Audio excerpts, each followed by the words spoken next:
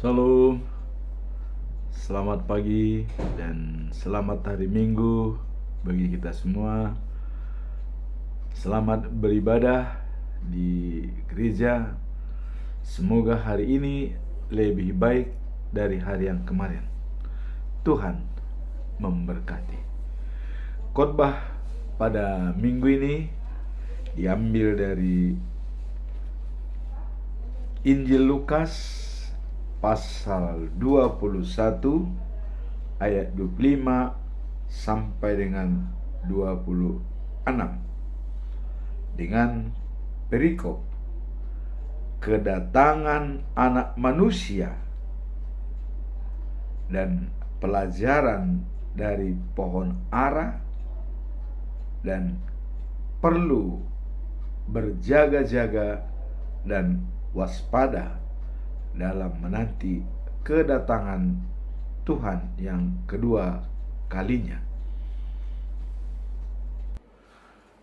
Dan sebagai prakhotbah atau epistel dalam minggu ini diambil dari kitab Mazmur pasal 25 ayat 1 sampai dengan yang kelima, yaitu doa mohon bimbingan dan perlindungan. Baiklah, kita akan baca nasihat khotbah pada hari ini yang diambil dari Injil Lukas pasal 21 ayat 25 sampai dengan 36. Demikian bunyinya. Dan akan ada tanda-tanda pada matahari dan bulan dan bintang, dan di bumi bangsa-bangsa akan takut dan bingung menghadapi deru dan gelora laut. Orang akan mati ketakutan karena kecemasan berhubung dengan segala apa yang menimpa bumi ini. Sebab kuasa-kuasa langit akan goncang. Pada waktu itu orang akan melihat Anak Manusia datang dalam awan dengan segala kekuasaan dan kemuliaannya. Apabila semuanya itu mulai terjadi, bangkitlah dan angkatlah mukamu, sebab penyelamatanmu sudah dekat. Lalu Yesus mengatakan perumpamaan ini kepada mereka.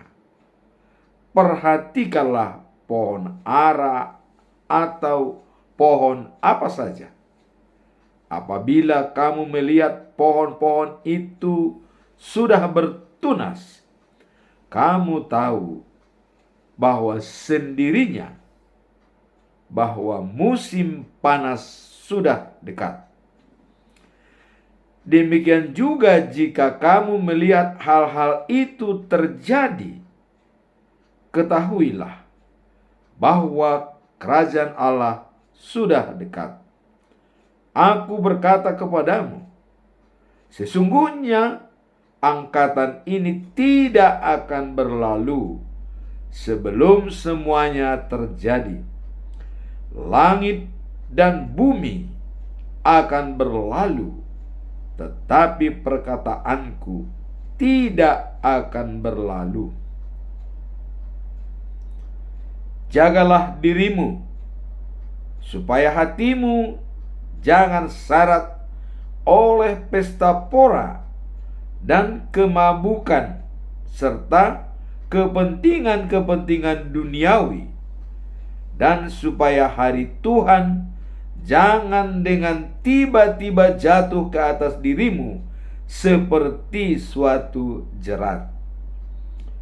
Sebab ia akan menimpa semua penduduk bumi ini. Berjaga-jagalah senantiasa sambil berdoa, supaya kamu beroleh kekuatan untuk luput dari semua yang akan terjadi itu, dan supaya kamu tahan berdiri di hadapan Anak Manusia. Itulah firman Tuhan khotbah pada minggu ini. Dan sebelum kita masuk dalam khotbah, kita lihat dulu apa topik pada bulan Desember tahun 2024 ini. Hari ini adalah tanggal 1 Desember. Pedoman kita pada bulan Desember, topik ialah kenakanlah perlengkapan senjata perang. Inilah topik kita. Dan ini dijabarkan dalam Yohanes pasal 1 ayat 9. Terang yang sesungguhnya yang menerangi setiap orang sedang datang ke dalam dunia. Ini sedang datang. Memang materi ini karena ini bulan Desember menjelang hari Natal tanggal 25 Desember. Bahkan hari ini pun sudah ada memulai Natal. Seperti di HKBP Resort Serang adalah Natal dari semua hamba Tuhan berikut keluarganya. Nah, sekarang pertanyaan bagi kita, apakah terang dunia yang sesungguhnya dalam Alkitab? Ini kita bahas dulu ya, sebelum kita masuk dalam khotbah hari ini. Dalam Alkitab, terang sering dihubungkan dengan kebenaran, yaitu kebenaran ilahi dan pengharapan. Jadi terang itu sering dihubungkan dengan kebenaran ilahi dan harapan daripada manusia, life after life ya. Nah, Yesus Kristus diidentifikasikan sebagai terang dunia. Jadi Yesuslah yang diidentikan sebagai terang dunia. Dalam Injil Yohanes mengisyaratkan bahwa Dia adalah sumber kehidupan dan pencerahan bagi umat manusia. Dalam Yohanes pasal 8 ayat 12 dikatakan, terdapat pernyataan Yesus. Ini langsung Yesus sendiri yang menyatakan secara terang-terangan, akulah terang dunia. Inilah kata Yesus.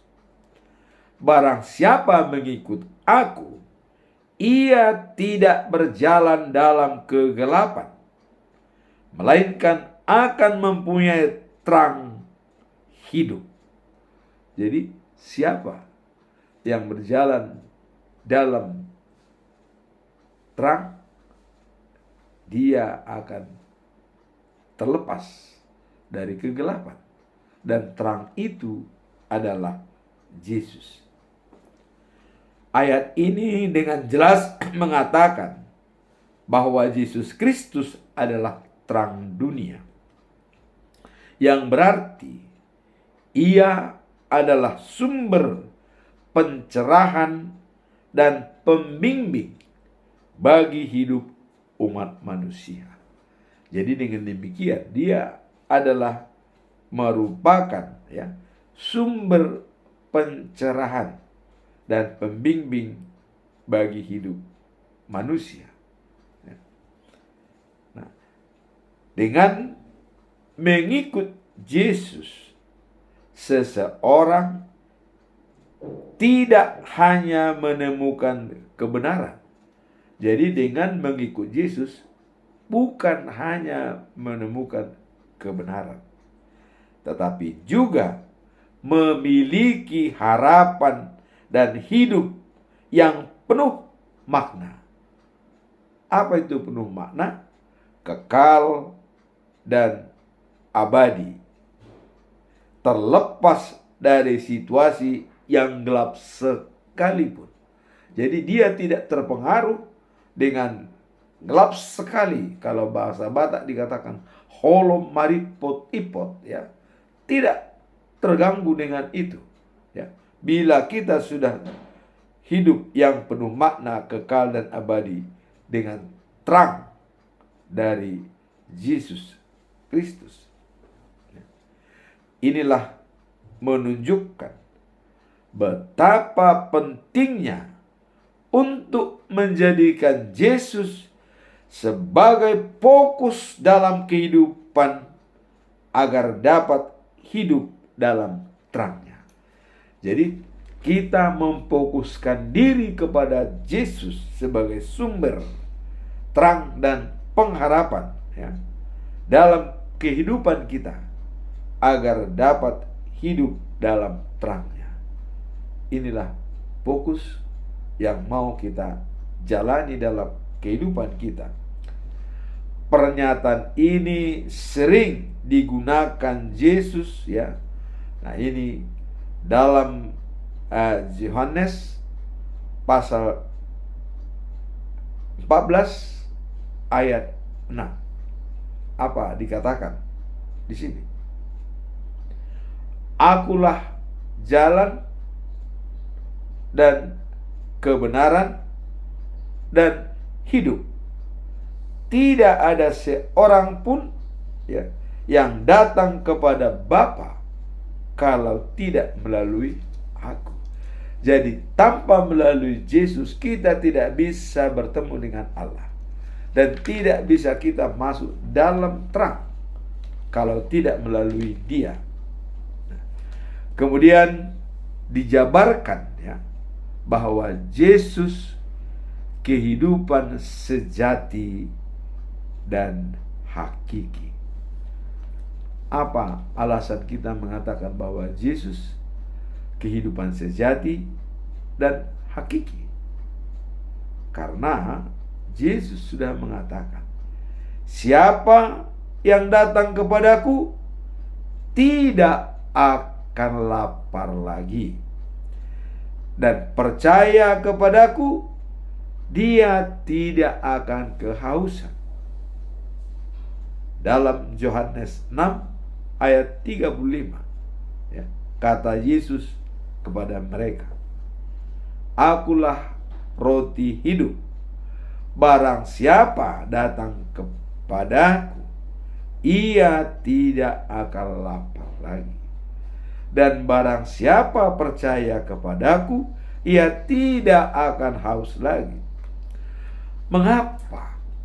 Pertanyaan bagi kita, mengapa haus dan lapar, ya, yang diidentikan Yesus sebagai perumpamaan ini atau pernyataan ini bahwa dialah roti yang hidup? Kita melihat, ya, pada waktu bangsa Israel keluar dari Mesir hendak menuju tanah Kanaan, dalam perjalanan mereka bersungut-sungut dan selalu mendesak Musa, mana makanan kami? Mana minuman kami? Karena inilah yang terngiang, yang paling besar mempengaruhi sungguh-sungguh daripada bangsa Israel. Sehingga dalam perjalanan di Gunung Sinai mendapat, Tuhan Allah mengirimkan manna sebagai makanan bagi bangsa Israel. Nah, kemudian mereka kehausan dan binatang peliharanya tidak minum. Mereka minta air. Dan Musa berbicara dengan Allah. Bangsa ini sudah minta air, nggak ada air. Allah mengatakan kepada Musa, Musa, bicaralah dengan batu itu dan pukul dengan tongkat, maka air akan keluar.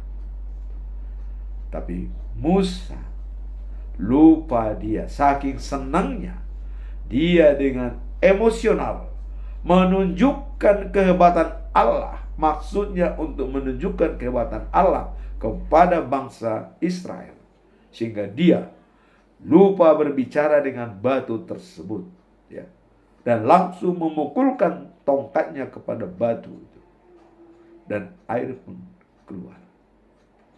Tapi Allah mengingatkan Musa, Musa, kamu kok emosi dalam hal mengeluarkan air dari batu? Aku adalah di situ. Mengapa kamu tidak bicara dengan batu itu? Langsung memukul. Sehingga Allah mengatakan, dengan demikian kamu tidak bisa sampai ke tanah Kanaan. Tapi lihatlah dari bukit Nebo, dari sanalah pandang tanah Kanaan yang penuh dengan kolam susu indah itu. Itulah karena ada emosional dalam Musa. Nah, hal inilah Yesus menyatakan bahwa roti dan air, dialah dikatakan roti yang hidup. Dan pada waktu bangsa Israel dari Mesir, Allah mengirimkan manna dan air dari batu. Sekarang Yesus mengatakan, akulah roti hidup. Dia sudah datang terang dunia, ya, menjadi terang. Maka dikatakan, akulah roti dan hidup. Barang siapa datang kepadaku tidak akan lapar lagi. Barang siapa percaya kepadaku tidak akan kehausan lagi. Karena ini adalah kebutuhan jasmani pada manusia yang hakiki atau sekunder, ya, yang primer bukan sekunder. Maka Yesus mengatakan kebutuhan yang primer inilah yang dikatakan Yesus, akulah roti hidup. Dan ini ada dalam arti rohani dan spiritualitas kita. Dalam arti roti hidup adalah penyelamatan jiwa dan roh kita untuk hidup kekal selama-lamanya. Bukan kehidupan pada saat ini. Tapi yang dimaksud Yesus adalah life after life, dapat roti kehidupan bersama dengan Yesus. Itulah maksud daripada Tuhan Yesus mengatakan bahwa akulah roti dan hidup. Datang kepadaku tidak akan kelaparan. Percaya kepadaku tidak akan kehausan lagi. Maka Yesus memberikan roti yang sesungguhnya kekal dan abadi. Karena dengan roti dan air dan Tuhan Yesus tidak akan kelaparan dan kehausan selama-lamanya. Jadi bersama dengan Yesus tidak akan lagi kelaparan dan kehausan selama-lamanya. Dan datang dan percaya pada Yesus. Itulah inti daripada pedoman kita dalam bulan Desember. Yesuslah terang bagi kita yang memberikan hidup yang kekal dan abadi. Nah, sekarang dalam prakhotbah atau epistel pada minggu ini, Daud memohon bimbingan dan perlindungan dari Tuhan Allah dalam Mazmur 25 ayat 1 sampai dengan 5. Kalau kita melihat dalam Mazmur 25 ayat 1 sampai 5, ini mengungkapkan, ya, kerinduan penulis untuk memperoleh bimbingan dan petunjuk dari Tuhan. Jadi Daud atau pemazmur ini sangat rindu untuk mengharapkan bimbingan dan petunjuk dari Tuhan. Nah, kemudian teks ini mencerminkan pentingnya kepercayaan dan pengharapan kepada Allah dalam setiap aspek kehidupan, terutama di masa sulit seperti Israel waktu berada di gurun pasir dari Mesir menuju tanah Kanaan. Jadi dalam situasi sulit Daud mengatakan meminta bimbingan dan petunjuk dari Tuhan.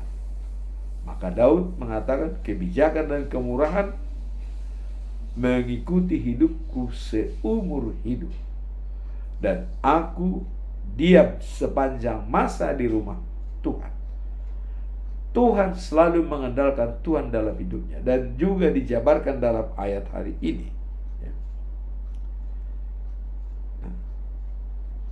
Dalam ayat tersebut, penulis meminta Tuhan untuk tidak membiarkan dirinya dipermalukan, melainkan menunjukkan jalannya.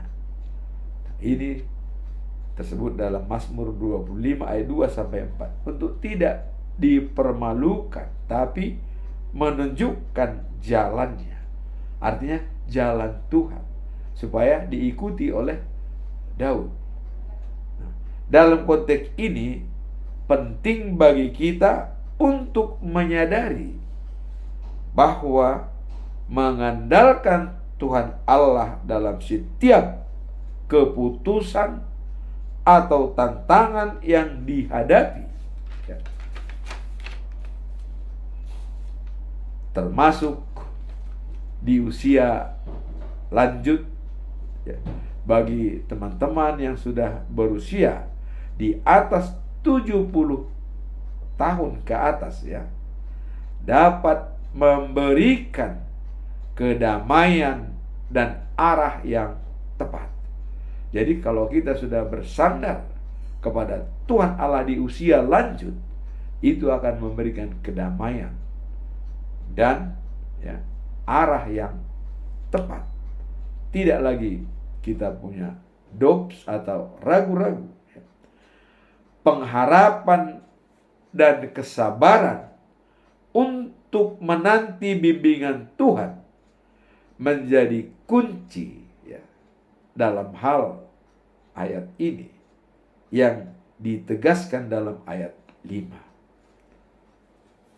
Apa itu dalam ayat 5? Tunjukkanlah jalanmu kepadaku, ya Tuhan, dan ajarlah aku jalanmu. Apa maksud daripada ayat ini? Tunjukkanlah jalanmu kepadaku, ya Tuhan, dan ajarlah aku jalanmu. Menunjukkan jalan Tuhan dan ajaran Tuhan, bimbingan Tuhan di dalam jalannya. Ini menunjukkan bahwa kita diundang untuk terus belajar dan mengejar kebenaran dari Allah dalam hidup kita. Jadi dengan ayat 5 ini kita dituntut untuk tetap belajar dan mengejar kebenaran dari Allah. Dan itulah yang menyenangkan hati Allah. Ayat Alkitab Mazmur pasal 25 ayat 1 sampai 5 disebutkan bahwa jiwaku menantikan Engkau, ya Tuhan, Engkau adalah Allahku. Jangan biarkan aku dipermalukan. Jangan biarkan musuhku berusaha mencelakan atasku. Artinya berusaha untuk memalukan kita, mencelakai kita. Nah, sungguh siapa yang memainkan engkau tidak akan dipermalukan. Mereka yang berbuat curang akan dipermalukan. Sungguh siapa yang memainkan engkau tidak akan dipermalukan. Artinya siapa yang menaruh perhatian kepada dia tidak akan dipermalukan. Bahkan mereka yang berbuat curang itu akan dipermalukan. Nah, menunjukkan jalanmu kepadaku ya Tuhan, dan ajarilah aku jalanmu. Jadi tunjukkan jalanmu dan ajari untuk menuju jalanmu itu. Yesus mengatakan, akulah jalan, hidup, dan kebenaran. Jadi jalan tersebut sudah dikatakan oleh Yesus, dia datang ke dunia. Jadi dalam Mazmur ini adalah gambaran Yesuslah yang menunjukkan jalan yang benar supaya kita bisa menuju Bapa di surga. Nah, pimpinan dan petunjukmu adalah benar. Jadi pimpinan Tuhan dan petunjuknya itu adalah sangat benar. Ajarlah aku, sebab engkau adalah Allah yang menyelamatkan aku. Kepadamulah aku menantikan sehari-hari. Jadi jelas ya, menantikan Tuhan dalam keseharian adalah wajib hukumnya. Nah, Mazmur ini mencerminkan kerinduan penulis untuk mendapatkan petunjuk dan bimbingan dari Tuhan. Kemudian mengandalkan Tuhan dalam setiap langkah hidup, terutama di masa-masa sulit, seperti pengalaman Daud. Ya. Daud, kita lihat pengalaman-pengalaman masa sulit. Mau dibunuh Raja Saul akibat kecemburuan. Sebab Daud ada tanda-tanda untuk menjadi raja yang terbaik di Israel. Itu dilihat oleh Saul. Maka dia mau membunuh Daud. Dan ini masa-masa sulit yang dihadapi Daud. Tetapi dia bisa terlepas dari rencana jahat tersebut. Nah, kemudian seperti anak kandung sendiri, Absalom ingin mengkudeta bapaknya, sehingga Daud pernah pergi keluar dari Yerusalem bersama dengan istrinya di bawah. Dan Absalom sempat menguasai istana, dan bahkan orang-orang yang akan meminta pertimbangan-pertimbangan kepada Raja Daud itu diambil alih oleh Absalom di Yerusalem. Orang tidak dibolehkan lagi menghadap Daud, diambil. Dan bahkan yang paling jelek dari Absalom adalah istri atau gundik-gundik daripada Raja Daud itu dipermainkan di atas lotengnya. Nah, inilah kesulitan yang dikatakan. Maka Daud selalu mengatakan, Tuhan perlindunganku, dan aku tidak kekurangan apapun, dan aku diselamatkan.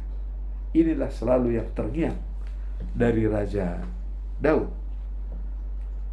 Nah, sekarang kita masuk dalam khotbah hari ini, yaitu Injil Lukas pasal 21 ayat 25 sampai 26. Kedatangan anak manusia, dan diharapkan kita selalu waspada dan berjaga-jaga. Apa sebabnya? Implementasi dari harapan Daud menerima bimbingan dan petunjuk dari Allah diimplementasikan dengan kedatangan Yesus Kristus ke dunia ini. Inilah ya, implementasi daripada apa tadi yang dikatakan oleh Daud. Bimbinglah aku di jalanmu. Jalan itu adalah Yesus. Dan di sini Yesus sendiri yang datang ke dunia untuk memberikan jalan kepada manusia.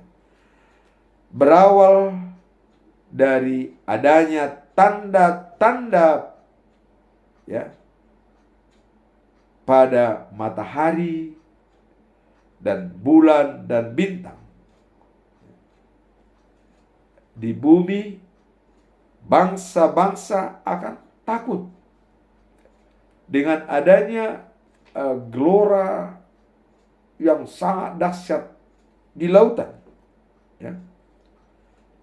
Manusia semua akan takut setengah mati menghadapi apa yang akan terjadi di seluruh dunia ini. Jadi seluruh dunia goncang. Ya. Penguasa-penguasa angkasa raya ini kacau balau. Ya. Nah, sebab para penguasa ya angkasa raya akan menjadi kacau balau, tidak jelas, sehingga mereka kebingungan bagaimana ini terjadi. Ya. Sangat kacau dan ketakutan. Semua manusia di bumi ini ketahui setelah ada tanda-tanda itu datang pada matahari, bulan dan bintang, dan gelora laut yang sangat-sangat menghanyutkan. Kemudian pada waktu itulah Anak Manusia akan datang di dalam awan dengan kuasa dan kemuliaannya yang besar.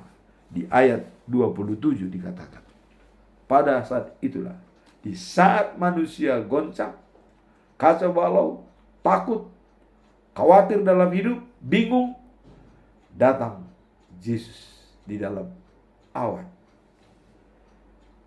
Nah, apabila kemudian pada waktu itu ya, apabila hal itu terjadi, jadi kalau sudah melihat Yesus datang dalam awan, ya, pada saat bumi itu kacau, pemimpin angkasa raya ini kacau balau, bingung, ketakutan, dikatakan oleh Yesus, bangunlah dan angkatlah kepalamu, sebab sebentar lagi kalian akan diselamatkan. Inilah pesan Yesus kepada orang-orang yang percaya kepadanya. Bangunlah, angkatlah kepalamu, sebentar lagi katanya diselamatkan. Nah, kemudian hal ini juga pernah disampaikan oleh Yesus ya, seperti pelajaran dalam pohon ara ya. Yesus mencerminkan, ceritakan kepada mereka. Jadi Yesus pernah mengadakan perumpamaan berikut ini, bahwa apabila ya pucuk-pucuknya pohon ara mulai kelihatan, atau pohon-pohon yang bertunas, muncul tunas muda atau mau kelihatan muncul pucuk-pucuknya ya, itu tandanya untuk mulai musim panas. Jadi sudah keluar tunas dan pucuk-pucuk dari pohon-pohonan, terutama pohon ara, itu mendatangkan akan terjadi musim panas. Nah, kemudian begitu juga kalau kalian melihat hal-hal itu terjadi seperti tadi, matahari, bulan, bintang, gelora semua.